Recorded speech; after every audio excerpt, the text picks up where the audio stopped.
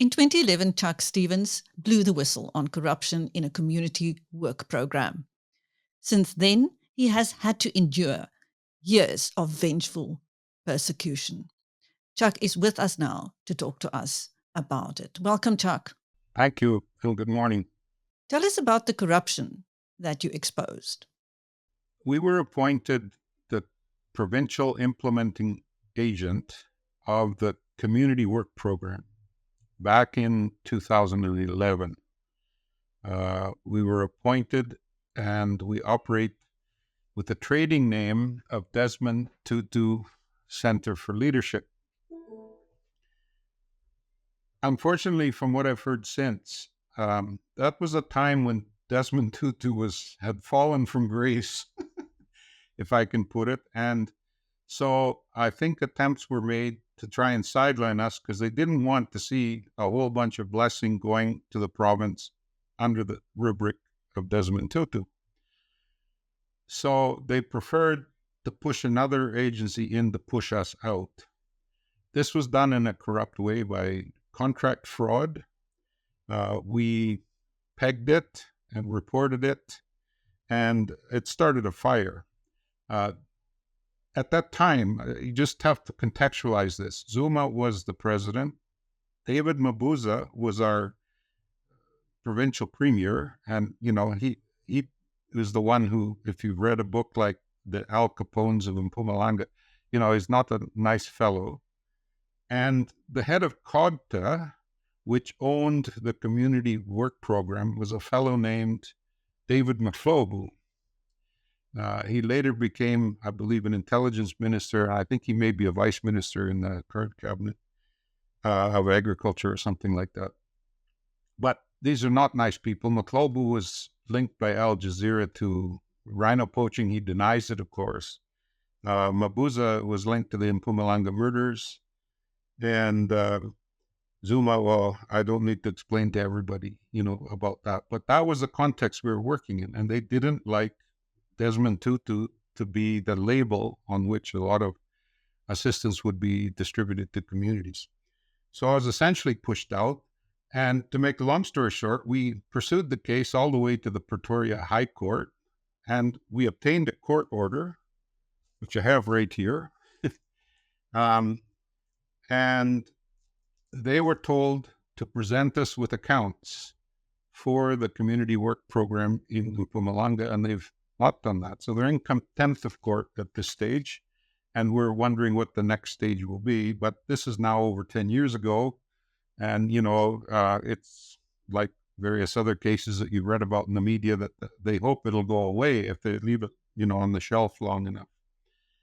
So that's the background to the corruption. We did have meetings all the way up to a meeting with the DG of COGTA at that time, who's Vusi Madansela. I think at that time he was already the longest serving DG in South Africa. He went on to be DG of Justice, and I believe he's now in The Hague. I think he recently delivered some documents to the International Court of Justice on behalf of South Africa. So, he knew about it. And I remember when we had a big meeting with him and 7 or 8 of his officials, whispers going around the table with phrases like fronting and fraud. We eventually had a meeting, a summit here in Mpumalanga province with many of the actors. And only then in 2012 did it come out that there was actual fraud had taken place, that these partners who were preferred by the regime at that time had written a letter stating that there was a joint bank account that we both signed on, which never existed.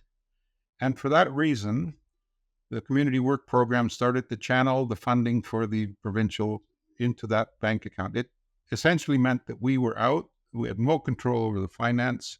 We were then pushed out further and further and further. Sort of like Trotsky was pushed further and further and further away by Lenin, until he ended up in the jail in Mexico, and they came and they shot him in the jail in Mexico. But that's the way I feel. I was pushed further and further out to the margins. And next thing, you got hit with a protection order. Why? Well, At first, it was hard to make the connection because I rented the house on our campus to a tenant who moved in, and I later found out that he works in the premier's office. I don't know a lot about his employment or his role there, but I do know that at this stage he's a level 10 salary, so it's a fairly senior position. I believe he's worked in the premier's office for probably close to 20 years. And I think there are connections. I'm not sure how direct or indirect these are, whether it's a network, whether it's a mafia. I don't know what label to put on it. But suddenly, in 2016, for the first time, I got called to court with the allegation of harassment, that I was harassing him. And this was my first experience. I had no idea what this was about. And I got an attorney, and the magistrate listened to it, Magistrate Beloy from White River Court. And she said to him, what Mr. Stevens has done does not constitute harassment. So she dismissed the case. A year later, in 2017, I was away in Canada for a family visit. When I got back, there were papers waiting for me, and I was being investigated for animal cruelty. And this had to do with my guard dogs. They said that I neglected my guard dogs by going away to Canada. Well, funnily enough, you probably read about a very similar story that was happening at almost the same time with Tandy Modise, who I think was the Speaker of Parliament. And she was accused of animal cruelty because the pigs on her farm were mistreated or not fed or something, and while she was busy down in Parliament. Well, the same thing happened. I mean, whatever they found in Canada, to charge me with, I was away, I was out of the country. Now, the man I left in charge has worked for me for over 25 years. He's very reliable. I've probably had 5 or 6 dogs over that 25-year period. He's taken care of them all. I can't imagine him doing this. This was some kind of revenge or an attempt to throw criminal charges at me. And I think Tandy Modise also took it very seriously. She realized that people were out to get her. Her enemies were coming after her. It had nothing to do with the animals.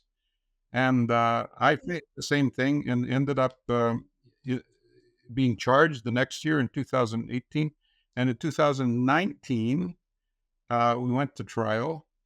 And the trial must have been one of the shortest trials ever in White River Court because, they had no case. And prosecution comes first. Of course, they attempted. It's sort of like the Easter story. I mean, they couldn't get the witnesses to agree with one another, And so when it came our turn, in the second half of the trial, my attorney simply stood up and he said, Your Honor, I haven't heard anything so far that sounds remotely like animal cruelty.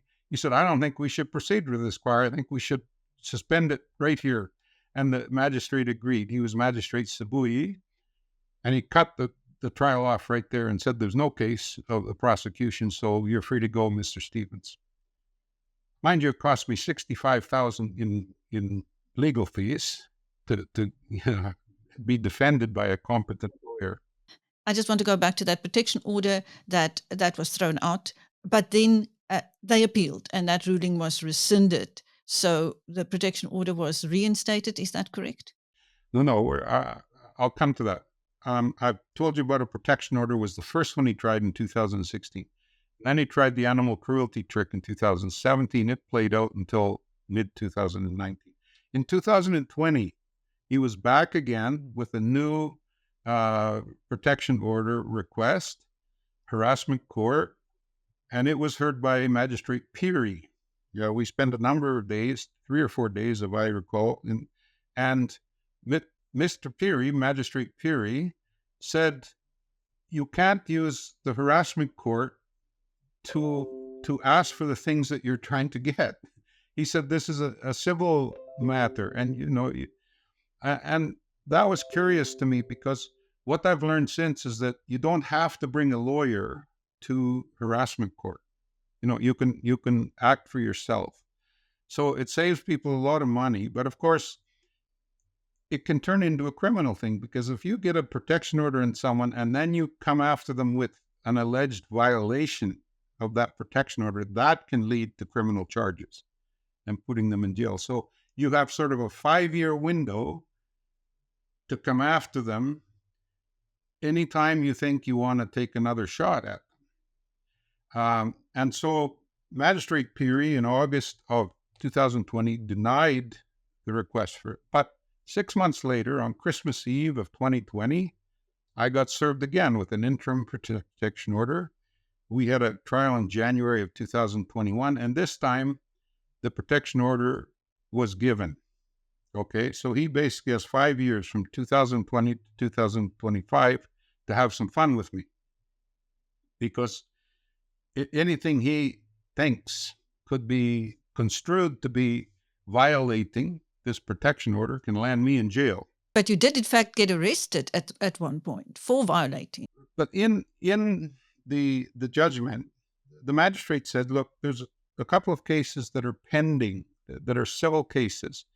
And when those cases are resolved, that will have some effect on how this case will case number H76 is going to play out. And indeed, within 3 months, the key civil case was settled by another magistrate, a magistrate Mabunda from Kabukweni, and we won that civil court, hands down. And so in our view, this made the protection order redundant. So the very next day, we received Mabunda's phone call telling us that we'd won the course. Came to my attorney, of course, not to me. And then she called me. And that was the 21st of April. And I was jumping for joy because that's my birthday. And I said, that's the nicest birthday present anybody ever gave me, was to win this big civil case in the court. And so the very next day, the 22nd of April, I walked into the White River Court with an application asking them to cancel the protection order. But they ignored it. They sat on this for 3 months.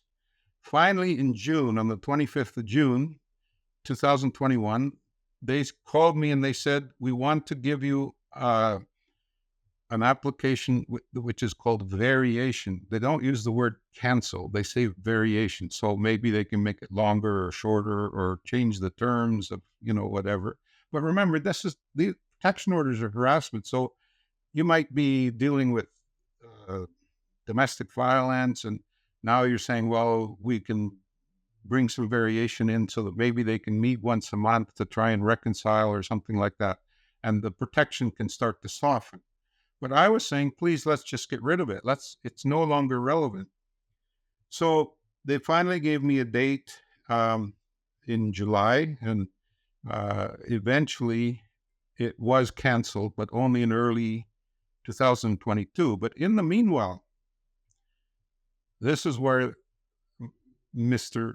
Rescission, as I call him, had some revenge.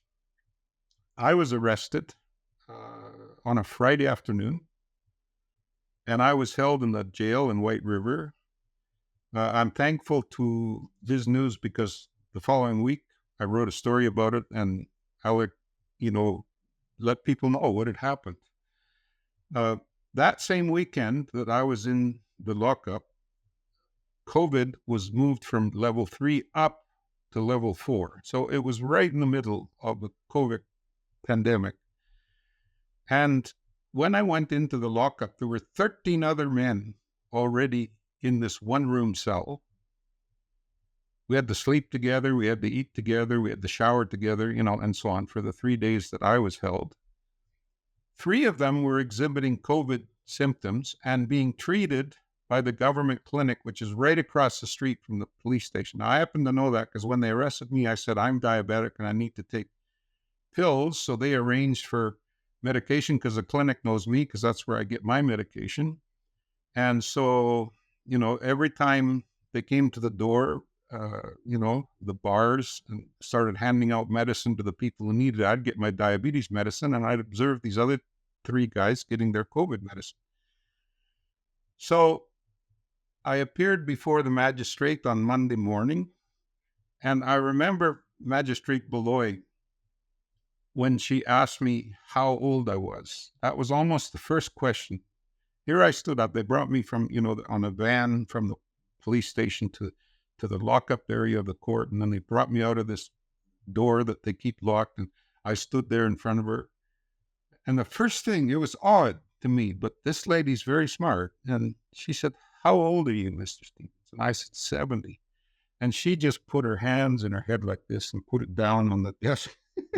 And I could see that she understood right away what they've been doing. They threw me under the bus. At 70 years old, they put me into a room to sleep for 3 nights with people who were being treated for COVID. Well, I caught COVID. And 3 weeks later, I got a lab test that verified that I had it. In fact, I couldn't travel for 3 months because it was only in September that I got cleared for takeoff to be able to go overseas for my annual visit. What harassment has he accused you of exactly? I don't know. And to be honest, But how did you obtain an order without providing evidence or details of the alleged trying harassment? to find that out now. Because as I've told you, okay, a police case was opened then. So the harassment, protection order is number 876, which is a court file number. But the police opened a number, which is 149/06/2021, which means the 149th case of June. And that's the case file that we're trying to get to see. And I'm told by my attorney that I have a right as the person who was charged, and then the charges were withdrawn 4 months later. We've never seen that docket. We do not know what the allegations were. How did this person come to be your tenant? Well, look, we rent out some houses that were on the campus we bought. We operate at the front of the campus, and there's some houses at the back. So at one stage, I remember early on in our 25 years as an NGO in White River, someone said, "Well, that's your cash cow." And I guess it's true because it gives you some baseline income coming in.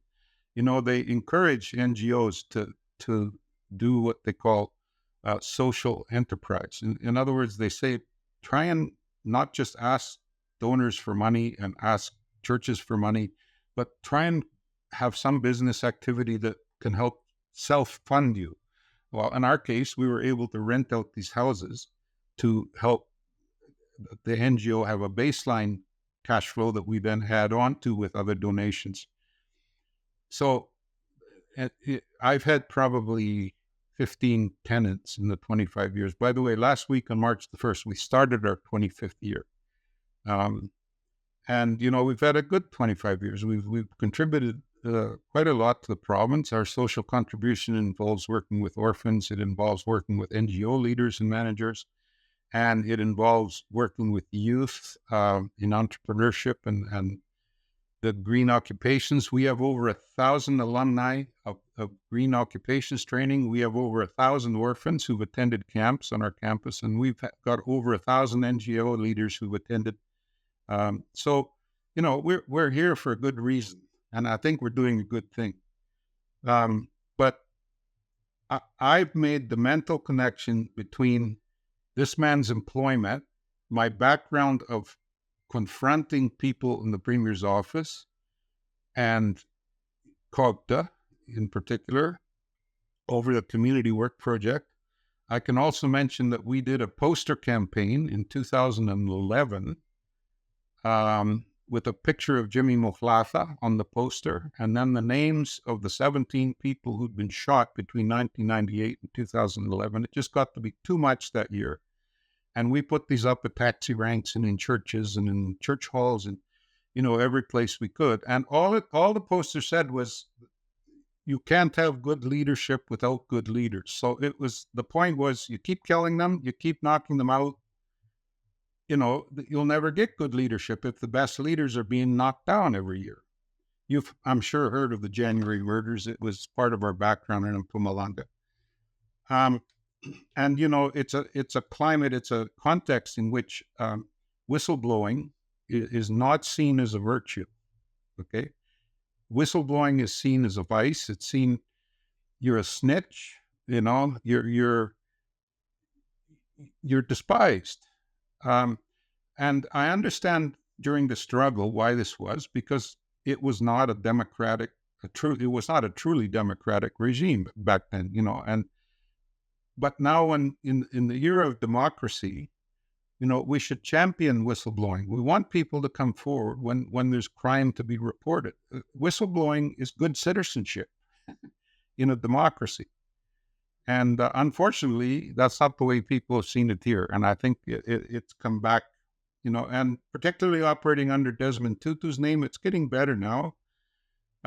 He's gone, of course. And I think while he was still alive, he was saying things in his last decade.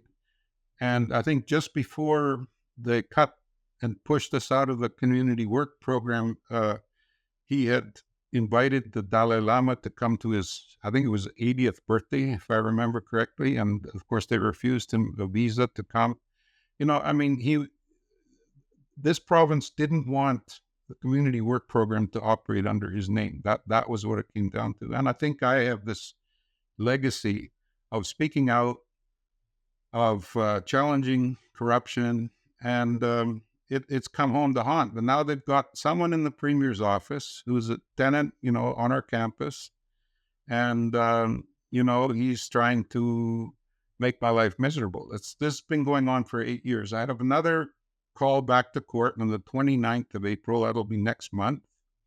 I'm just taking to the sheriff this morning the answering affidavit for the allegations that he raised this time. But once again, he's using the same protection order. He's asking for money. He's asking for access to our water, which of course is free. He wants free water. He doesn't want to have to pay for it. He's never paid for it. So, what I'm doing again is, in my answering affidavit, is saying this is not harassment.